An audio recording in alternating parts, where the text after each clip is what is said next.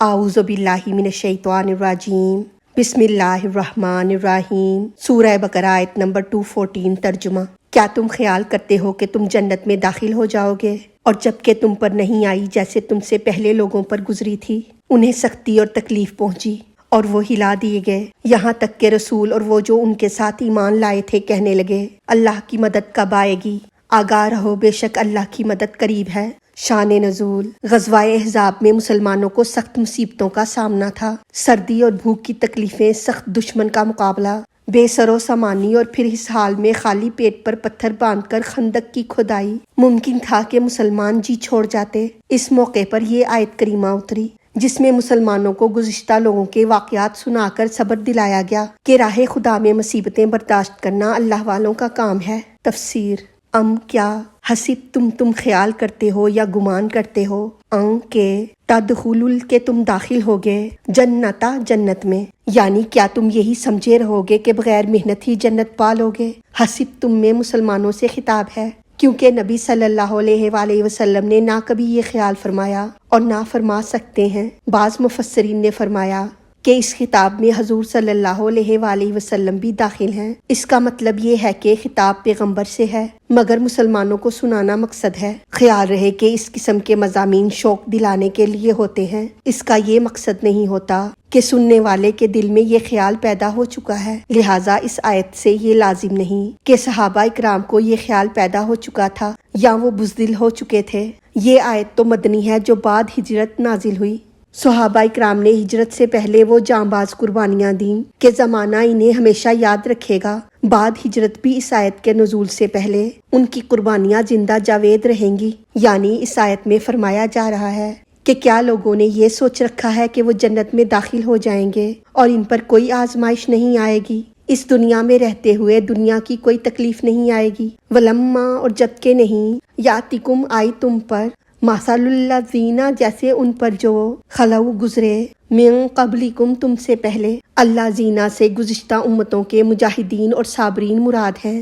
یعنی کیا تم نے یہ سمجھا کہ تم جنت میں پہنچ جاؤ گے حالانکہ اب تک تم پر پچھلوں کی سی مصیبتیں اور محنتیں نہ پہنچی؟ یعنی اگر انسانی تاریخ پر نظر ڈالو اور پہلی امتوں کو دیکھو تو جو لوگ تم سے پہلے گزر چکے ہیں ان کے پاس بھی نبی تشریف لائے، ان کے پاس بھی ہدایت آئی، وہ بھی اس حد تک پریشان ہوئے کہ مستہم البأساء انہیں پہنچی سختی، والضراء اور تکلیف، یعنی ان کو بہت سی اندرونی تکلیفیں جیسے خوف، غربت اور بھوک، اور بہت سی بیرونی مصیبتیں جیسے دشمنوں کا مقابلہ وغیرہ کرنا پہنچی، یعنی ایسی تنگی ان پر آئی کہ وزلزلوا اور وہ ہلا دیے گئے، یعنی ان سختیوں نے ان کو ہلا کر رکھ دیا اور انہیں خوب جھنجھوڑا گیا، حتیٰ یہاں تک کہ یقول الرسول کہنے لگے رسول، والذین اور وہ جو آمنوا ایمان لائے، معہ ان کے ساتھ، یعنی انہیں یہاں تک مصیبتیں پہنچی کہ بے قرار ہو کر پیغمبر اور ان کے ساتھی مسلمان پکار اٹھے،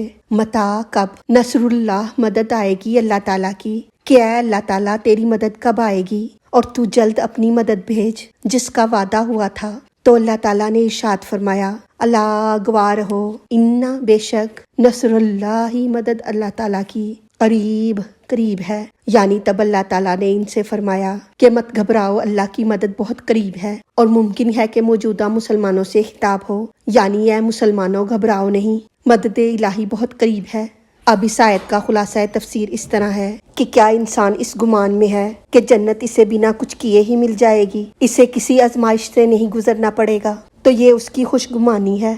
دنیا میں کسی عہدے پر پہنچنے کے لیے محنت کرنی پڑتی ہے، یوں ہی ہر کوئی اعلیٰ مقام حاصل نہیں کر پاتا، تو جنت جیسا اعلیٰ مقام پانے کے لیے یہ خوش گمانی کیوں؟ اگرچہ حصول جنت مقصد حیات نہیں، کیونکہ جنت بھی مخلوق ہے اور مخلوق کا حاصل مقصد حیات مخلوق نہیں ہو سکتا، بلکہ رضائے الہی مومن کی حیات کا مقصد ہے، اور جنت میں داخلہ گویا اس بات کی دلیل و سند ہے کہ رضائے الہی حاصل ہو گئی اور بندہ مقبول بارگاہ ہو گیا۔ اللہ تعالیٰ نے سورہ ملک میں واضح طور پر ارشاد فرما دیا کہ موت و حیات اس لیے پیدا کی گئی کہ تاکہ آزما لیا جائے کہ کون اچھے عمل کر کے اپنے رب کو راضی کرنے میں کامیاب ہوتا ہے۔ اگر بنا کسی آزمائش یا امتحان کے دخول جنت ملنا ہوتا تو انسان کو پیدا کر کے جنت میں ہی رکھا جاتا۔ دنیا میں انسان کو بھیجا ہی اس لیے ہے کہ کبھی اسے نعمتیں دے کر آزمایا جائے اور کبھی تکلیف دے کر، تاکہ پتہ چل سکے کہ کون ہر حال میں اللہ کے در سے جڑا رہتا ہے۔ اے مسلمانوں، اب تک تم پر وہ مصیبتیں آئی ہی نہیں